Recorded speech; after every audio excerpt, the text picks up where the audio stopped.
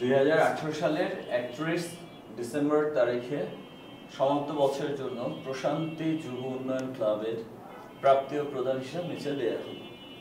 তো এটা হলো প্রশান্তি যুব উন্নয়ন ক্লাবের প্রাপ্তি প্রদান হিসাব। ওকে, তো আমরা এখানে দেখি প্রাপ্তি প্রদান হিসাবে কি কি দেয়া আছে।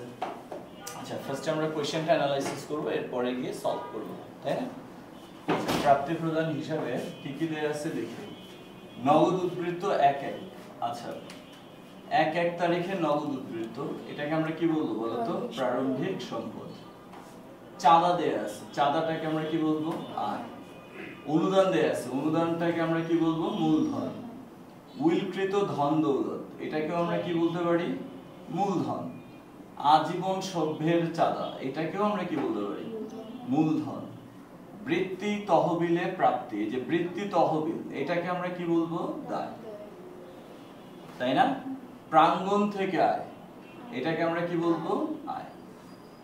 ওকে, তো প্রাপ্তির দিকে আমরা প্রারম্ভিক সম্পদ পেলাম, চাঁদা নামক আয় পেলাম, অনুদান এটা মূলধনের সাথে যোগ হবে, উইলকৃত ধন দৌলত এটাও মূলধনের সাথে যোগ হবে, আজীবন সভ্যের চাঁদা এটাও মূলধনের সাথে যোগ হবে, বৃত্তি তহবিলে প্রাপ্তি বা বৃত্তি তহবিল এটা দায়ে যাবে বা দায়ে দেখাতে হবে, এবং প্রাঙ্গণ থেকে আয় এটা আয় হবে। ওকে ওকে ফাইন। এবার আসো আমরা প্রদানের দিকটা একটু দেখি। প্রদানের দিকে কি বলবো? ভাড়া প্রদান, এটা কি? ব্যয়।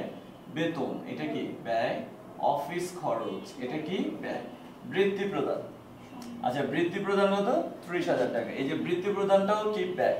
তবে এই বৃত্তি প্রদান 30,000 টাকা আমরা কি করব জানো? এই বৃত্তি তহবিল থেকে আমরা বাদ দিয়ে দিই। তাহলে বৃত্তি তহবিল আমরা একটা স্টার দিয়ে রাখলাম। হ্যাঁ, তাহলে বৃত্তি প্রদান 30,000 টাকা, এটাকে আমরা ব্যয় না দেখিয়ে বৃত্তি প্রদান 30,000 টাকাকে আমরা কি করে দেব বলতো? বৃত্তি তহবিল থেকে বাদ দিয়ে দিব, মাইনাস করে দিব। ওকে, এরপরে কি বললো? হাতে নগদ। তো হাতে নগদ এটা আমরা কোথায় বসাবো? সমাপনী সম্পদে। তাহলে হাতে নগদ এটা হলো সমাপনী সম্পদ। Okay sir. আচ্ছা, এবার দেখি আমরা এখানে অন্যান্য কিছু ইনফরমেশন দেয়া আছে, আমরা এই অন্যান্য ইনফরমেশনগুলো একটু দেখি কি কি দেয়া আছে। এখানে বললো অনুদানের অর্ধাংশ দ্বারা দুর্যোগ সাহায্য তহবিল এবং অবশিষ্ট অর্ধাংশ দ্বারা ক্লাবের সদস্যদের জন্য একটি কল্যাণ তহবিল তৈরি করতে হবে। ওকে, তাহলে আমাদের এখানে অনুদান দেয়া আছে, রাইট? অনুদান কত দেয়া আছে? 60,000। তো আমরা এই অনুদানটাকে আর মূলধনের সাথে যোগ করব না। ওকে, এই অনুদানটাকে আমরা কয় ভাগ করে ফেলবো? 2 ভাগ। এই 60,000 টাকা কয় ভাগ হয়ে যাবে? 2 ভাগ। 30,000 আর কি স্যার? 30,000। এই যে 30,000, এই 30,000 টাকাকে আমরা কি করব? দুর্যোগ সাহায্য তহবিল হিসেবে দেখাবো। এই দুর্যোগ সাহায্য তহবিল এটা কোথায় যাবে? এটা সমাপনী দায়ে যাবে। কোথায় যাবে? সমাপনী দায়। এবং অবশিষ্টাংশ দ্বারা আমরা কি করব? সদস্যদের জন্য একটা কল্যাণ তহবিল তৈরি করব। এই যে কল্যাণ তহবিল, এটাও কোথায় যাবে? সমাপনী দায়ে যাবে। বুঝতে পেরেছে? তাহলে অনুদান 60,000 টাকা মূলধনের সাথে যোগ হওয়ার কথা ছিল, বাট এটাকে আমরা যোগ না করে কয় ভাগ করে ফেলতেছি? 2 ভাগ। 30,000 টাকাকে আমরা কি বলবো? দুর্যোগ সাহায্য তহবিল। এটা কোথায় দেখাইতে হবে? দায়। বাকি 30,000 টাকাকে আমরা কি বলবো? কল্যাণ তহবিল। এটাও কোথায় দেখাবো? দায়। ওকে, দুটোটাই সমাপনী দায় দেখাবো। আচ্ছা, এরপর বলা হয়েছে প্রদত্ত বেতনের 2,000 টাকা বিগত বছরের বেতন। এই যে এখানে আমাদের বেতন দেয়া আছে না? বেতন কত? 20,000। তো এই 20,000 টাকার মধ্যে 2,000 টাকার বেতনগুলো গত বছরের, বিগত বছর বা গত বছর। তাহলে এই যে গত বছরের বেতন আমরা এই বছর পরিশোধ করেছি, সো এটা কি করতে হবে? বেতন থেকে বাদ দিয়ে দিতে হবে। এটা কি করতে হবে? বেতন থেকে বাদ দিতে হবে। আর গত বছরের বেতন এই বছর আমরা কেন পরিশোধ করছি? বিকজ এটা গত বছর বকেয়া ছিল, তার মানে এটা গত বছরের দায় ছিল। এই বছরের জন্য এটা কি হবে? প্রারম্ভিক দায়। কি হবে? তাহলে এই 2,000 টাকাকে আমরা কোথায় নিব? প্রারম্ভিক দায়ে নিব। তাহলে বিগত বছরের বেতন 2,000 টাকা এই বছরে আমরা পরিশোধ করেছি, এই 2,000 টাকা কোথায় যাবে? প্রারম্ভিক দায়ে যাবে। আর চলতি বছরের বেতন 20,000 টাকা থেকে বাদ যাবে। ওকে, পক্ষান্তরে চলতি বছরের বেতন ৩০০০ টাকা অপ্রদত্ত রয়েছে। অপ্রদত্ত মানে কি প্রদান করা হয়নি, তার মানে কি বকেয়া। আচ্ছা, চলতি বছরের বেতন বকেয়া আছে। তো চলতি বছরের যেই বকেয়া বেতন, এই বকেয়া বেতনটা কোথায় যাবে বলতো? সমাপনী দায়ে যাবে। কোথায় যাবে? আর চলতি বছরের যে বেতন ২০০০০, এই ২০০০০ এর সাথে যোগ হবে। সো আমরা এখানে আরেকটা স্টার দিলাম। তার মানে আমরা যখন ব্যয়ে বেতন লিখবো ২০০০০, তখন কি ডিরেক্ট আমরা টাকার করে ২০০০০ বসাবো না, ইনার কলামে ২০০০০ বসিয়ে ফার্স্ট আমরা মাইনাস করে দিব বিগত বছরের বেতন, দেন আমরা প্লাস করে দিব কি চলতি বছরের বকেয়া বেতন। ওকে, আচ্ছা, এরপর বলছে চলতি বছরের অনাদায়ী চাঁদার পরিমাণ ৬০০০ টাকা। চলতি বছরে আমরা অঙ্ক করতেছি কোন সালের? 18 সালের অনাদায়ী চাঁদা। অনাদায়ী চাঁদা মানে কি? যে চাঁদাটা আমরা এখন আদায় করি নাই, তার মানে আয় বকেয়া। তার মানে কি? আয় বকেয়া। চাঁদাটা তো আমাদের জন্য আয়, বাট আমরা এই চাঁদাটা কি করি নাই? কালেক্ট করি নাই। তাহলে আচ্ছা, তো এখন যেটা আমি বুঝাচ্ছি আর কি, তো কি বললো? আচ্ছা, চলতি বছরের, তো ৩ নম্বরের সমন্বয়, চলতি বছরের অনাদায়ী চাঁদার পরিমাণ ৬০০০। আচ্ছা, ৩ নম্বর, চলতি বছরের অনাদায়ী চাঁদার পরিমাণ ৬০০০ টাকা। ওকে, চলতি বছরের অনাদায়ী চাঁদা। অনাদায়ী মানে কি? যেটা আমরা এখনো আদায় করি নাই। চাঁদাটা আমাদের জন্য কি? আয়। আয় এখনো আদায় হয় নাই, তার মানে আয় বকেয়া আছে। তো আয় যদি বকেয়া থাকে, এটাকে আমরা কি বলবো? সম্পদ। কি বলবো? সম্পদ। তাহলে চলতি বছরের অনাদায়ী চাঁদা কত টাকা? ৬০০০ টাকা। এটা কোথায় যাবে? সমাপনী সম্পদে যাবে। আর কি হবে? আমাদের যে চাঁদা বাবদ আয় দেয়া আছে ১,০৯,০০০, এই চাঁদা বাবদ আয়ের সাথে কি হবে? যোগ হবে। তো চলতি বছর অনাদায়ী চাঁদা বা চলতি বছর বকেয়া চাঁদা কয় জায়গায় যায়? ২ জায়গায়। ১, চাঁদা নামক আয়ের সাথে কি হবে? যোগ হবে। ২, সমাপনী সম্পদে যাবে। এরপরে কি বললো? বিগত বছরের অগ্রিম প্রাপ্ত চাঁদা ৫,০০০ টাকা। বিগত বছরের অগ্রিম প্রাপ্ত চাঁদা কত টাকা? আচ্ছা, গত বছরের অগ্রিম চাঁদাটা এই বছরের জন্য কি? আচ্ছা, গত বছরের অগ্রিম চাঁদা গত বছরের জন্য কি ছিল? আয় না দায়? তার মানে এই বছরের জন্য কি? প্রারম্ভিক দায়। কি? প্রারম্ভিক দায়। তাহলে বিগত বছরের অগ্রিম প্রাপ্ত চাঁদা ৫,০০০, এটা ফার্স্টে কোথায় যাবে? এটা ফার্স্টে প্রারম্ভিক দায়ে যাবে। আর যেহেতু এটা বিগত বছরের অগ্রিম প্রাপ্ত চাঁদা, আচ্ছা, বিগত বছরের যেটা অগ্রিম চাঁদা ছিল, এই বছরে এটা কি অগ্রিম থাকবে না আয় হয়ে যাবে? তার মানে এটা কি হবে? আমাদের চাঁদা আয়ের সাথে কি হবে? যোগ হয়ে যাবে। তাহলে এই যে বিগত বছরের অগ্রিম প্রাপ্ত চাঁদা ৫,০০০, এটা বিগত বছরে দায় ছিল, সো এই বছরে এটা প্রারম্ভিক দায় যাবে। আর এই বছরে এটা আয় হয়ে গেছে। গত বছরে অগ্রিম আয় ছিল, বাট এই বছরে তার অগ্রিম নাই। এই বছরে কি হয়েছে? উপার্জিত হয়ে গেছে, আয় হয়ে গেছে। সো এই ৫,০০০ টাকা আমরা কি করব? চাঁদা বাবদ আয় ১,৯০,০০০, এটার সাথে যোগ করে দিব। কনফিউজড? নো। তাহলে গত বছরের অগ্রিম প্রাপ্ত চাঁদাটা এই বছরে কি হচ্ছে? ১, প্রারম্ভিক দায়ে যাচ্ছে। ২, চাঁদা আয়ের সাথে কি হয়ে যাচ্ছে? যোগ হয়ে যাচ্ছে। কেন চাঁদা আয়ের সাথে যোগ হলো? কারণ এটা যদিও বছরের শুরুতে অগ্রিম আয় ছিল, বাট 18 সাল শেষে এটা আর অগ্রিম নাই, এটা কি হয়ে গেছে? আয় হয়ে গেছে। এই কারণে আয়ের সাথে যোগ হয়ে যাবে। আচ্ছা, এরপরে কি বললো? পক্ষান্তরে প্রাপ্ত চাঁদার মধ্যে 19 সালের চাঁদা 10,000 টাকা অন্তর্ভুক্ত রয়েছে। আচ্ছা, আমরা কোন সালে আছি বলো তো? আমরা আছি 18 সালে, রাইট? তো 19 সালের চাঁদাটা 18 সালের জন্য কি? অগ্রিম আয়। কি স্যার? অগ্রিম আয়। তাহলে অগ্রিম আয় কয় জায়গায় যাবে? 2 জায়গায় যাবে। এটা সমাপনী দায়ে যাবে। ফার্স্টে কোথায় যাবে? সমাপনী দায়ে যাবে। এই 10,000 টাকা সমাপনী দায়ে নিতে হবে। অ্যান্ড দেন আমরা কি করব বলো তো? এই যে চাঁদা, এই চাঁদা থেকে মাইনাস করব। তো চাঁদার সাথে 3টা সমন্বয় আছে। তার মানে আমরা আয়ে যখন চাঁদা বসাবো 1,90,000 ডিরেক্ট বসাবো, ইনার কলামে বসাবো। বসিয়ে আমরা কি করব? এই চাঁদার সাথে চলতি বছরের বকেয়া চাঁদাটাকে কি করব? যোগ করব। দেন গত বছরের অগ্রিম চাঁদাটাকেও কি করব? যোগ করব। আর চলতি বছরের অগ্রিম চাঁদাটাকে মাইনাস করে দিব। Okay sir? আচ্ছা, এরপরে কি বললো? 4 নাম্বার, জানুয়ারি 2018 তারিখে, আচ্ছা আমরা তো 2018 সালের ম্যাথ করতেছি, তাহলে 2018 সালের জানুয়ারির 1 তারিখে ভূমি ও দালান কোটা ছিল কত? 2,40,000। তার মানে এটা কি স্যার? প্রারম্ভিক সম্পদ। আসবাবপত্র ছিল 52,000, তার মানে এটা কি প্রারম্ভিক সম্পদ। এবং 10% বিনিয়োগ ছিল কত 6 লাখ, তার মানে এই 6 লাখ টাকাটাও কি প্রারম্ভিক সম্পদ। আমরা কি বুঝতে পারলাম? ওকে। আচ্ছা স্যার, এখন বলো তো আর কিছু বাকি আছে কি না?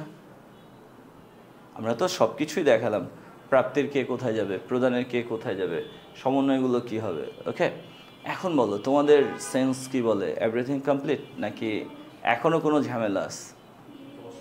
গুড, এখনও কিন্তু একটা ঝামেলা আছে, সেটা হলো এই যে বিনিয়োগ কত 6 লাখ, এটা কি বছরের শুরুতে, বিনিয়োগটা বছরের শুরুতে বা প্রারম্ভিক বিনিয়োগ 1 তারিখের বিনিয়োগ, এবং এই বিনিয়োগের উপর সুদ ধরার কথা কয় %? এখন বলো তো আমরা যদি সুদ পাই বা সুদ দেই, এটা কোথায় উল্লেখ থাকবে? প্রাপ্তি প্রদানে। কোথায়? এখন বিনিয়োগের সুদকে আমরা দিব না পাবো? অফকোর্স পাবো। তাহলে অবশ্যই বিনিয়োগের সুদটা কোথায় থাকা উচিত? প্রাপ্তিতে। এখন প্রাপ্তিতে কি আমরা বিনিয়োগের সুদটা দেখতে পাচ্ছি? তার মানে কি যে বিনিয়োগের উপর 10% সুদ পাওয়ার কথা, বাট স্টিল নাও আমরা এই সুদটা পাই নাই, তার মানে এখানে আয়টা বকে আছে। বিনিয়োগের সুদ আয়, যেটা আমরা এখনও পাই নাই, তার মানে আয়টা কি আছে বকে আছে। তার মানে এখানে আরও একটা এক্সট্রা সমন্বয় আছে, সেটা হলো যে 6 লাখের 10%, তার মানে 60,000 টাকা বিনিয়োগের সুদ এখনও বকে আছে। তাহলে এই যে বিনিয়োগের সুদ বকে আছে, এটা কয় জায়গায় যাবে বলো? 2 জায়গায় যাবে। অ্যাট ফার্স্ট এটা কোথায় যাবে? আয়ে যাবে, অ্যান্ড দেন এটা কোথায় যাবে? সমাপনী সম্পদে যাবে। সমাপনী সম্পদে যাবে, 2 জায়গায় নিতে হবে। ক্লিয়ার? এখন কি আমরা পারবো এটা করতে? আচ্ছা, তাহলে আমরা প্রশ্নটাকে কি করলাম? অ্যানালাইসিস করলাম, মার্ক করলাম। এইবার আমরা আমাদের মতো করে কি করব? রেজাল্টগুলোকে ফাইন্ড আউট করব। ওকে, তো প্রথম ক, চাঁদা বাবদ চলতি বছরের আয়ের পরিমাণ নির্ণয় করো। আচ্ছা, আমাদের ক নাম্বার রিকোয়ারমেন্ট হলো চাঁদা বাবদ 2018 সালে মোট আয় কত সেটা বের করতে হবে। ওকে, বা চাঁদা বাবদ প্রকৃত আয়ের পরিমাণ কত 18 সালে সেটা বের করতে হবে। এটা বের করা কি সহজ না কঠিন বলো? খুবই সহজ। আমরা স্টার্ট করব কত দিয়ে? 1,90,000 দিয়ে, তাই না? প্রশ্নে যেটা দেয়া আছে 1,90,000, বাট 1,90,000 এর সাথে কয়টা সমন্বয় আছে? 3টা। কীভাবে বুঝলাম? ওই যে 3টা স্টার। তো প্রথম সমন্বয়টা কি? বকেয়া চাঁদা, এই অনাদায়ী চাঁদা, তাই না? এটা কি হবে? 6,000 যোগ। এরপরেরটা কি? বিগত বছরের অগ্রিম চাঁদা, এটাও কি হবে? যোগ। থার্ড ওয়ান কি? চলতি বছরের অগ্রিম চাঁদা, এটা কি হবে? বিয়োগ। তাহলে আমরা যদি ওই 1,90,000 এর সাথে 2টা যোগ 1টা বিয়োগ করে দিই, তাহলে চাঁদা বাবদ আয়টা হয়ে যাবে। ওকে, তাহলে চলো আমরা করে ফেলি। ক,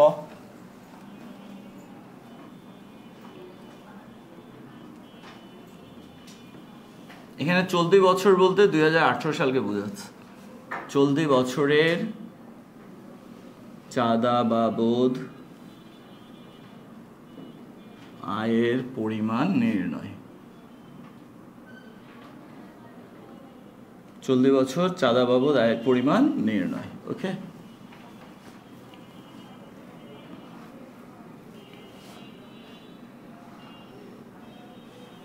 আচ্ছা, বিবরণ টাকা টাকা। ওকে, আচ্ছা আমরা এখানে ফার্স্টে কি লিখবো? চাঁদা 1,90,000। ওকে, 1,90,000, অ্যান্ড দেন আমরা যোগ করে দিব চলতি বছরের বকেয়া চাঁদা।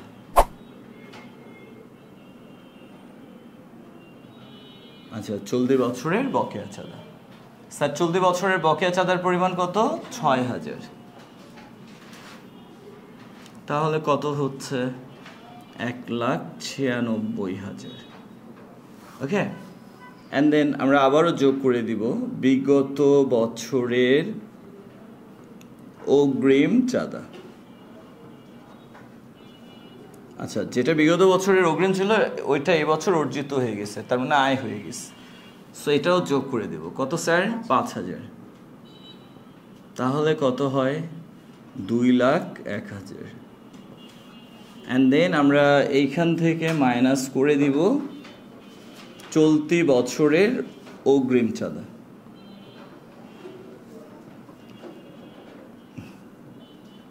চলতি বছরের অগ্রিম চাঁদা। কয় টাকা স্যার? 10,000।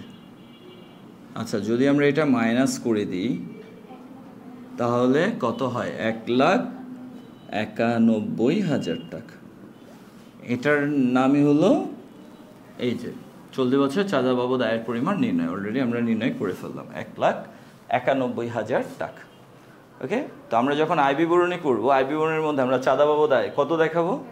1,91,000 টাকা দেখাবো। এই পুরো কাজটা আর আমার করার দরকার নাই। ওকে, আচ্ছা এবার আসো আমরা এখন খ করবো। ওকে, খ কি বললো? প্রারম্ভিক মূলধন তহবিল নির্ণয় করো।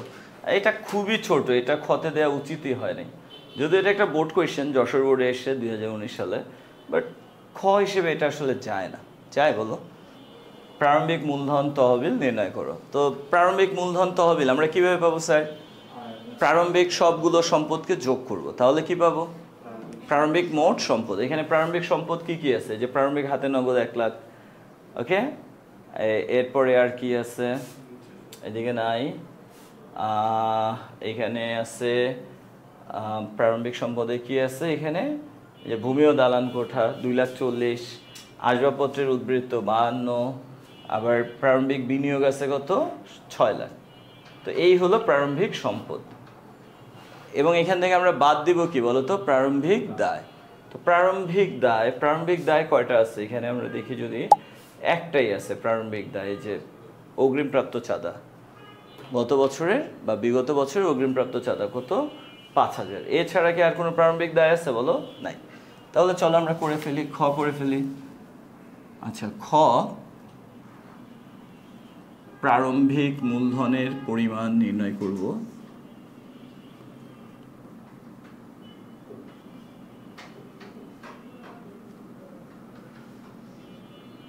প্রারম্ভিক মূলধনের পরিমাণ নির্ণয়। ওকে,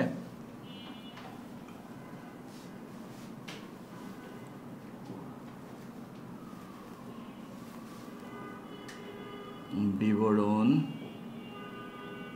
টাকা। ওকে, আচ্ছা ফার্স্টে আমরা কি লিখবো বলো? প্রারম্ভিক সম্পদ সমূহ। প্রারম্ভিক সম্পদ সমূহ। তো প্রারম্ভিক সম্পদ সমূহ আমরা একটু লিখে ফেলি। কি কি আছে প্রারম্ভিক সম্পদ? প্রারম্ভিক হাতে নগদ আছে, তাই না? হাতে নগদ, বা হাতে নগদ না লিখে আমরা নগদ উদ্বৃত্তই লিখি, প্রশ্নে যা আছে তাই লেখাই ভালো। নগদ উদ্বৃত্ত। নগদ উদ্বৃত্ত কত স্যার? 1 লাখ। ওকে, নগদ উদ্বৃত্ত 1 লাখ। এরপরে কি আছে বলো প্রারম্ভিক সম্পদে? এখানে তো আর নাই, নিচে আছে, তাই না? ভূমি ও দালান কোঠা। ভূমি ও দালান কোঠা। ভূমি ও দালান কোঠা কত? 2,40,000। এরপরে কি আছে বলো? আসবাবপত্র। আচ্ছা, আসবাবপত্র কত? 52,000। এরপর 10% বিনিয়োগ। 10% বিনিয়োগ কত? 6 লাখ। আর কিছু আছে প্রারম্ভিক সম্পদ? আরেকবার একটু রিভিউ করে দেখো। নো, আর নাই। আচ্ছা, যেহেতু আর নাই, সো আমরা এখন এগুলোকে যোগ করে দিই। যোগ করলে আমরা কি পাচ্ছি? মোট প্রারম্ভিক সম্পদ। আচ্ছা, মোট প্রারম্ভিক সম্পদ এখানে 1 লাখ, এখানে 2 লাখ, 3 লাখ আর 6, 9 লাখ, তাই না? তাহলে 9,92,000 টাকা হয়। একটু ক্যালকুলেট করে দেখো, 9,92,000 টাকা। ওকে, ঠিক আছে। এখান থেকে আমরা বাদ দিব কি বলো তো স্যার? প্রারম্ভিক দায় সমূহ। আমরা এখন প্রারম্ভিক দায় সমূহ বাদ দিব। তো আমরা একটা প্রারম্ভিক দায় পাচ্ছি, সেটা হলো কি? গত বছরের বেতন, তাই না? গত বছরের বকেয়া বেতন। গত বছরের বকেয়া বেতন, যেটা চলতি বছর আমরা পরিশোধ করেছি। তো গত বছরের বকেয়া বেতন কত? 2,000। আর একটা কি পেলাম বলো তো, অগ্রিম প্রাপ্ত চাঁদা। আচ্ছা, অগ্রিম প্রাপ্ত চাঁদা, আচ্ছা এটাও গত বছরের, তাই না? গত বছরের অগ্রিম প্রাপ্ত চাঁদা। তো গত বছর অগ্রিম প্রাপ্ত চাঁদা কত? 5,000। টোটাল কত হয় স্যার? 7,000। তাহলে আমরা এখানে 7,000 লিখতে পারি। এই 7,000 টাকার নাম কি হবে? মোট প্রারম্ভিক দায়। মোট প্রারম্ভিক দায়।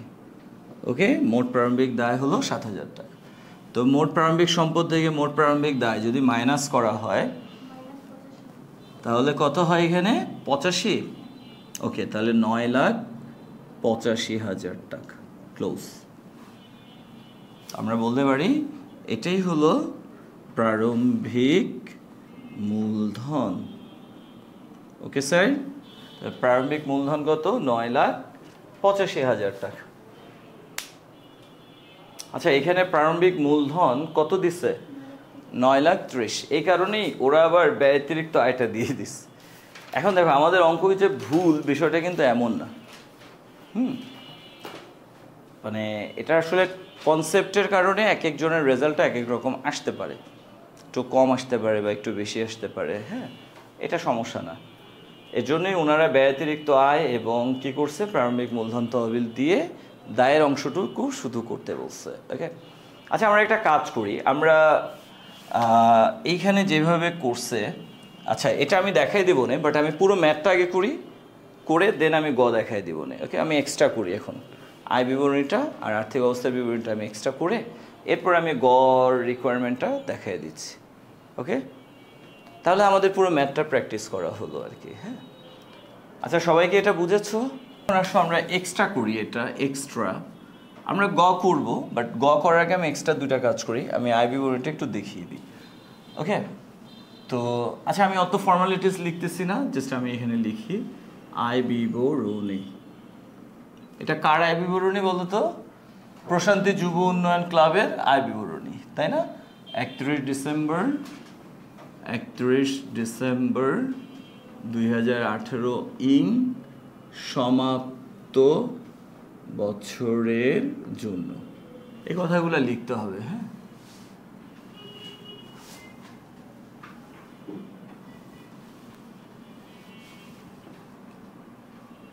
আচ্ছা বিবরণ টাকা টাকা। ওকে, আচ্ছা ফার্স্টে আমরা কি দেখাবো বলো তো?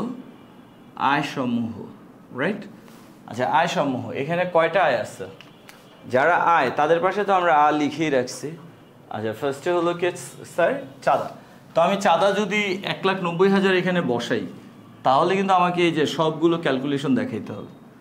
এর চেয়ে বেটার আমরা কতে যে চাঁদা করেছিলাম ওইটাকে বসিয়ে দেব। ওকে, তাহলে আমরা এখানে লিখতে পারি চলতি বছরের চাঁদা বাবদ আয়। তুমি ক হতে প্রাপ্ত লিখতে পারো, ক হতে প্রাপ্ত। আচ্ছা চাঁদা বাবদ আয় কত বলো তো স্যার? কত হয়েছিল আমাদের চলতি বছরের চাঁদা? 1,90,000, সরি 1,91,000। ওকে, তাহলে আমাদের চলতি বছরের চাঁদা বাবদ আয় আমরা পেয়ে গেলাম 1,91,000। ওকে, এখানে আর কি আছে আয়? এই যে প্রাঙ্গণ থেকে আয় আছে, এবার আমরা এটা বসাই, প্রাঙ্গণ থেকে আয়। আচ্ছা প্রাঙ্গণ থেকে আয়, স্যার বলো তো এখানে কোনো মানে সমন্বয় আছে? নাই, সমন্বয় না থাকলে আমরা ডিরেক্ট বসিয়ে দিই 40,000। আচ্ছা আর আয় কি কোথায় আছে? এই যে আমরা সমন্বয় দেখতে পাচ্ছি যে বিনিয়োগের উপর সুদ ধরতে হবে, তাহলে আমরা এখানে লিখতে পারি বিনিয়োগের বকেয়া সুদ। ওকে, আচ্ছা বিনিয়োগ কত? 6 লাখ, এটার উপরে 10%, তাহলে কত হয়? জি না 60,000। জি আচ্ছা 6 লাখের 10% কত হবে? 60,000। ওকে, আচ্ছা আর কিছু আছে আয়ের মধ্যে আসার মধ্যে? আর কেউ আছে? নো। এবার আমরা যদি যোগ করি এখানে 1 লাখ, তো 2,91,000 টাকা হচ্ছে, এটা হলো মোট আয়। ওকে স্যার, এখন আমরা মোট আয় থেকে বাদ দিব, কি বাদ দিব বলো তো স্যার? ব্যয় সমূহ। ওকে, আমরা এখন মোট আয় থেকে ব্যয় সমূহ বাদ দিব। তো ব্যয়গুলো আমরা বেসিক্যালি প্রদানের দিকে পাই। ফার্স্টে কে আছে? ভাড়া প্রদান। তো আমরা এখানে লিখলাম ভাড়া প্রদান। ভাড়া প্রদান কত স্যার? ভাড়া প্রদান কোনো স্টার আছে? নো। তাহলে আমরা এখানে 10,000 ডিরেক্ট বসিয়ে দিই। অ্যান্ড দেন বেতন। আচ্ছা, বেতন কত আছে স্যার বলো তো? 20,000। বাট এটা কি ডিরেক্ট বসানো যাবে? নো, কারণ বেতনের সাথে দুইটা সমন্বয় আছে। তো আমরা বেতন 20,000 এখানে বসালাম ইনার কলামে। আচ্ছা, ফার্স্ট স্টারটা কেন? বিকজ বিগত বছরের বেতন আমরা পরিশোধ করেছি। কত বলো তো? 2,000। তাহলে আমরা এখানে মাইনাস করব বিগত বছরের বেতন কত? 2,000। তাহলে হয় কত? 18,000। অ্যান্ড দেন চলতি বছরের অপ্রদত্ত বা বকেয়া বেতন, এটাকে আমরা যোগ করে দিব। চলতি বছরের বকেয়া বেতন কত স্যার? 3,000। তো 18,000-এর সাথে 3,000 যোগ করলে কত হয়? 21,000। ওকে, আচ্ছা বেতন গেল। এরপরে অফিস খরচ, কোনো সমন্বয় আছে স্যার? অফিস খরচ এটার সাথে কোনো সমন্বয় নাই, তাহলে আমরা যা আছে তাই বসিয়ে দিই, 25,000। আচ্ছা, এরপর অফিস খরচের পর কি হবে? আচ্ছা, এখন দেখো এখানে আর কোনো ব্যয় আছে? না, আর কোনো ব্যয় নাই। ওকে ফাইন, যেহেতু নাই আমরা এখন সবগুলোকে যোগ করে দিই। ওকে, তাহলে 25 আর 10 কত হয়? 35 আর 20 55 আর 1 56,000। আচ্ছা, আমরা 56,000 টাকা পেলাম। তো এটার নাম হচ্ছে গিয়ে মোট ব্যয়। মোট ব্যয়। ওকে, মোট ব্যয় কত? 56,000। স্যার এবার 2,91,000 থেকে আমরা যদি 56,000 মাইনাস করি তাহলে কত হয়? 2,35,000 টাকা হলো। ক্লোজ। এটার নামই হচ্ছে কি? ব্যয়াতিরিক্ত আয়। ব্যয়াতিরিক্ত আয়। আমরা কিন্তু ব্যয়াতিরিক্ত আয়টা পেয়ে গেলাম 2,35,000। তার মানে আমাদের আয় বিবরণীটা হয়ে গেছে। আচ্ছা, এটা কি আমাদের রিকোয়ারমেন্ট বলো? না, আমরা এটাকে জাস্ট মানে করলাম আর কি প্র্যাকটিস করার জন্য। আচ্ছা, আমাদের হলো 2,35,000, ওদের হলো কত বলো তো? 1,20,000। মানে ফার ডিফারেন্স, অনেকটাই মিলে নাই। হতে পারে ওরা 30,000 টাকাকে কোথায় দেখাইছে? ব্যয় দেখাইছে। বাট আমরা চাচ্ছি কি বৃত্তি প্রদানটাকে কি করব? বৃত্তি তহবিল থেকে মাইনাস করে দিব। ওকে, সো ওইটাকে তুমি ব্যয় দেখালেও কিন্তু ম্যাথ হবে, তখন তোমার দায় বেশি দেখাবে। আবার ওইটাকে যদি তুমি ব্যয় না দেখিয়ে দায় হ্রাস করে দাও তাহলে তোমার কি হবে? ম্যাথ হবে। ওকে, দুইভাবেই করা যেতে পারে। আচ্ছা আচ্ছা, আমরা এখন উদ্বৃত্ত পত্র করব। ওকে, উদ্বৃত্ত পত্র। আমরা উদ্বৃত্ত পত্র করতেছি 31 ডিসেম্বর 2018 সালের জন্য। ওকে, সেম ঘর। আচ্ছা, আমরা স্টেটমেন্ট পদ্ধতিতে করতেছি, যদিও উদ্বৃত্ত পত্র কি করা যায়? অ্যাকাউন্টিং ফরম্যাটেও করা যায়, বাট আমরা স্টেটমেন্ট ফরম্যাটটাই ফলো করতেছি। হ্যাঁ, আচ্ছা, তো উদ্বৃত্ত পত্র আমরা আচ্ছা আমি অ্যাকাউন্টিং ফরম্যাটটাই ফলো করি, অ্যাকাউন্টিং ফরম্যাটটাই করি। হ্যাঁ, নাহলে এখানে স্পেস আসবে না।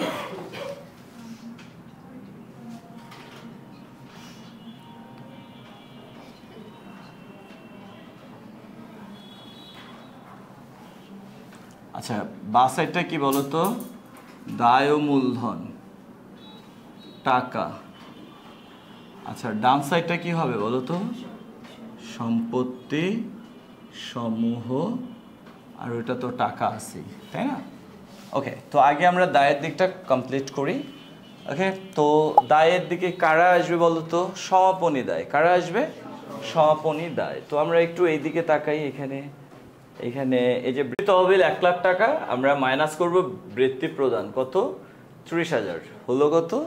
70,000 টাকা। ওকে, এবার দেখো এখানে আর কোনো দায় আছে? নো। এই জায়গায় আছে সমাপনী দায়। কি? অনুদানের অর্ধাংশ দ্বারা দুর্যোগ সাহায্য তহবিল। তাহলে আমরা এখানে লিখতে পারি দুর্যোগ সাহায্য তহবিল। ওকে, দুর্যোগ সাহায্য তহবিল অনুদানের অর্ধাংশ, তার মানে কত টাকা? 30,000 টাকা। আর কি বলছে? কল্যাণ তহবিল। তাহলে আমরা এখানে লিখি কল্যাণ তহবিল। আচ্ছা, কল্যাণ তহবিল কত? ওইটাও 30,000 টাকা। ওকে, এরপরে কি বলছে? সমাপনী দায় আর কি আছে বলো? এটা গেল। এই যে এখানে আছে চলতি বছরের বকেয়া বেতন। চলতি বছরের বকেয়া বেতন। আচ্ছা, চলতি বছরের বকেয়া বেতন কত স্যার? 3,000। এরপরে কি আছে বলো? এখানে আছে চলতি বছরের অগ্রিম চাঁদা। আচ্ছা, চলতি বছরের অগ্রিম চাঁদা। চলতি বছরের অগ্রিম চাঁদা কয় টাকা? 10,000 টাকা। এরপর আমরা কি লিখব? প্রারম্ভিক মূলধন।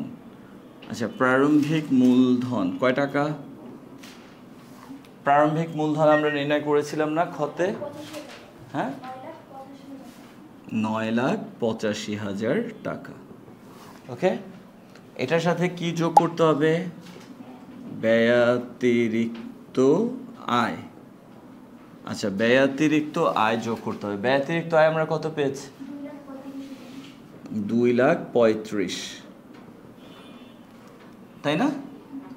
আচ্ছা, একটা ক্যালকুলেটর দাও প্লিজ। তো 9,85,000 যোগ 2,35,000 ইকুয়াল, তাহলে কত হচ্ছে? 12,20,000, তাই না? 12,20,000 টাকা। এই 12,20,000-এর সাথে এখন আমরা প্লাস করব। অনুদান তো প্লাস করার কথা ছিল, বাট ওইটা হবে না, ওইটা 2 ভাগ হয়ে গেছে। প্লাস করব কাকে? উইলকৃত ধন দৌলতকে। উইলকৃত ধন দৌলত। আচ্ছা, উইলকৃত ধন দৌলত কত টাকা? 50,000 টাকা। তাহলে হয় 12,70,000। দেন এটার সাথে আবারও যোগ করব কাকে বলো তো? আজীবন সভ্যের চাঁদা। আজীবন সভ্যের, এখানে সভ্য মানে সদস্য, চাঁদা। ওকে, আজীবন সভ্যের চাঁদা কত? 12,000। আচ্ছা, 12,000-কে আমরা যোগ করব। ওকে, তাহলে 12,82,000 টাকা হচ্ছে। ওকে স্যার, আমরা 12,82,000 টাকা পেলাম। এই 12,82,000 টাকা হচ্ছে আমাদের সমাপনী মূলধন, রাইট?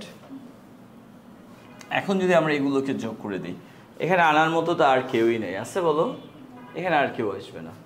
তাহলে 12,82,000 এটার সাথে যোগ করব কাকে?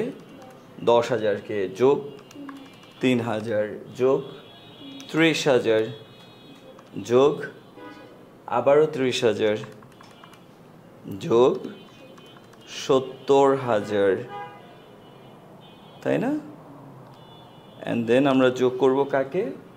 আর যোগ করার মতো কিছুই নেই, ইকুয়াল, তাহলে হয় 14,25,000। 14,25,000। তাহলে আমরা মোট দায় ও মূলধন পেয়ে গেলাম কত? 14,25,000। এখানে 12,82,000 হচ্ছে কি? সমাপনী মূলধন। ওকে, এবার আসলে আমরা সম্পদের দিকটা কভার করি। আচ্ছা, সম্পদের দিকে আমরা সব সমাপনী সম্পদগুলোকে আনবো। তবে আমরা জানি ওই যে প্রারম্ভিক স্থির বা স্থায়ী সম্পদগুলো সমাপনীতে আসে, তাই না বলো? আচ্ছা, তাহলে সমাপনী সম্পদ ফার্স্টে আমরা হাতে নগদকে আনি।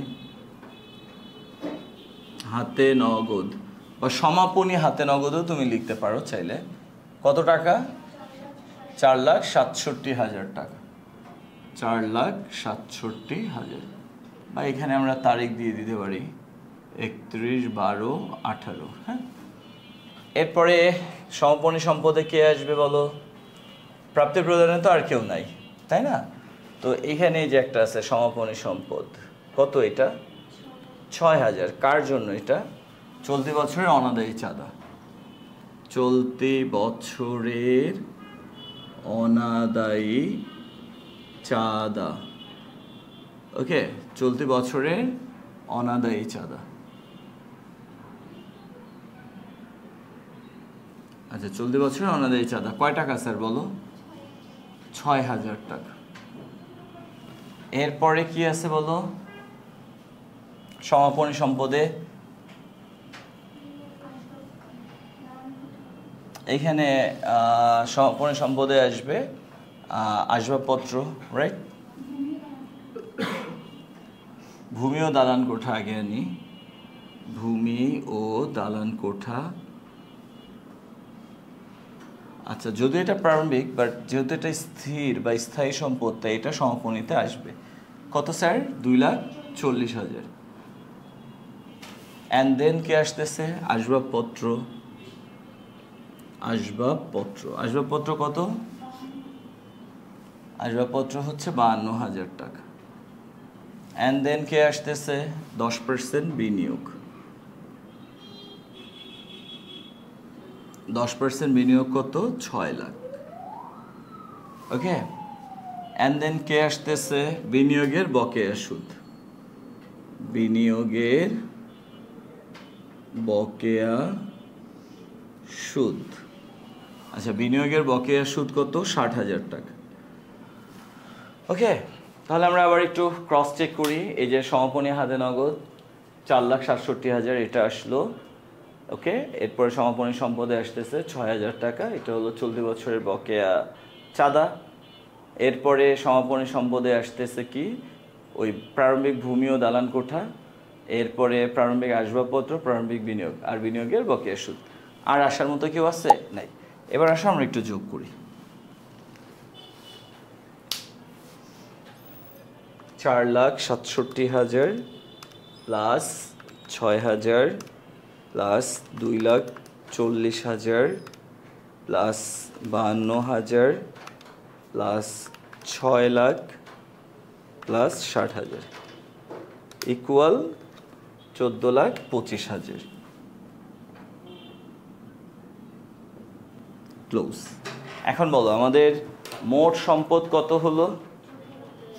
14,25,000।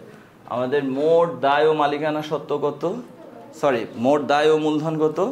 14,25,000। দুই সাইড মিলছে, তার মানে আমাদের ম্যাথটা হয়েছে। তো দেখো আমরা যে ম্যাথ করছি আমাদের সাথে এই রেজাল্টগুলো কি মিলছে? মিলে নাই। তো এর মানে এই না যে আমরা যেটা করেছি এটা ভুল হয়ে গেছে, বিষয়টা এমন না। ওকে, আমরা কিন্তু ফরম্যাট ঠিক রেখে ম্যাথটাকে করে ফেলছি। সো তারা তাদের ইচ্ছে মতো ইনফরমেশন দিতেই পারে। আচ্ছা, এখন আমি দেখো ক করলাম, ফার্স্টে আমরা চাঁদার পরিমাণ বা চাঁদা আয়ের পরিমাণ নির্ণয় করেছি না? এটা রিকোয়ারমেন্ট অনুযায়ী করেছে। খ করলাম প্রারম্ভিক মূলধনের পরিমাণ, এটাও কি করেছি? রিকোয়ারমেন্ট অনুযায়ী করেছি। কিন্তু আমরা যে আয় বিবরণী করেছি এটা কি এখানে করতে বলছে? নো, এটা আমরা এক্সট্রা করলাম শেখার জন্য, প্র্যাকটিসের জন্য। দেন আমরা যে আর্থিক অবস্থার বিবরণী করলাম বা উদ্ধৃতপত্র করলাম, এই উদ্ধৃতপত্র কি করতে বলেছে? নো, এটাও আমরা শেখার জন্যই করেছি। ওকে, এখন আমরা গ করব। আচ্ছা, গ এতক্ষণ আমরা এক্সট্রা করেছি আর কি, এক্সট্রা প্র্যাকটিস করেছি। ওকে, এই দুটো এক্সট্রা ছিল। আচ্ছা, এখন যদি আমরা গ করি, হ্যাঁ। আচ্ছা, গতে তোমাকে কি করতে বলছে দেখো তো? সমাপনী দায় ও মূলধন তহবিলের পরিমাণ নির্ণয় করো। কি বলছে? সমাপনী দায় এবং মূলধন তহবিলের পরিমাণ। তাহলে দেখো আমাদের এই যে উদ্ধৃতপত্রের কয়টা দিক? দুইটা। আমরা কি এখন দুটোটার দিকই করব?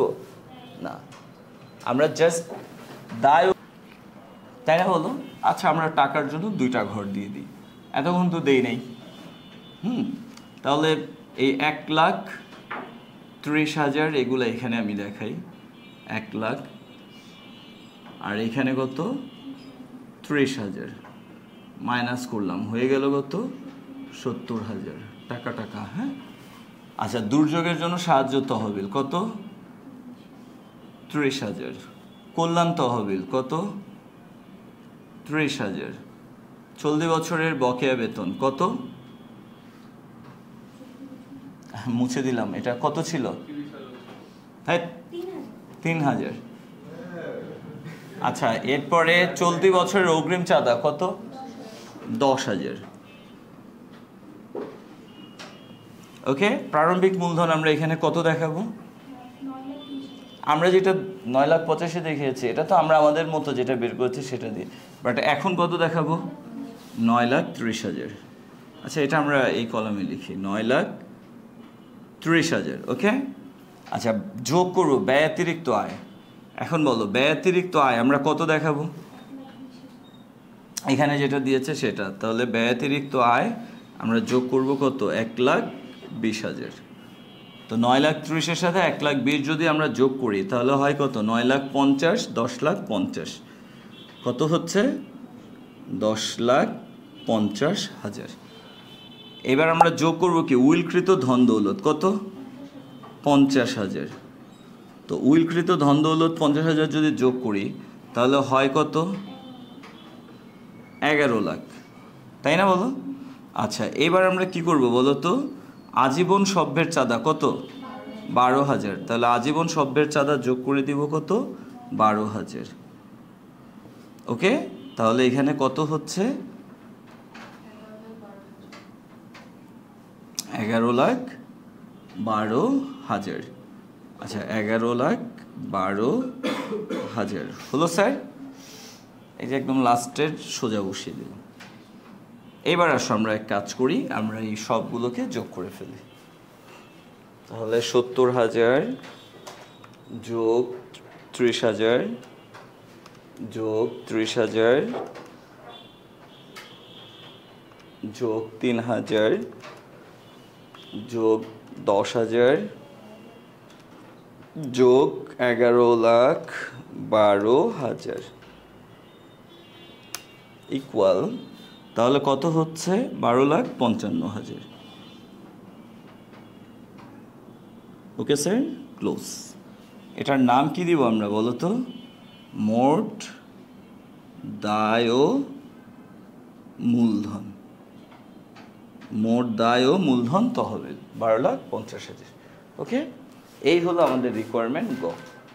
তারপরে রিকোয়ারমেন্ট গতে আমরা জাস্ট এতটুকু করব, শুধু দায় ও মূলধনের অংশটুকু করব, সম্পদের অংশটুকু আমরা করব না। বাট আমি ওইগুলো দেখিয়েছি কেন? প্র্যাকটিসের জন্য। ওকে, আচ্ছা স্যার, ঠিক আছে তাহলে।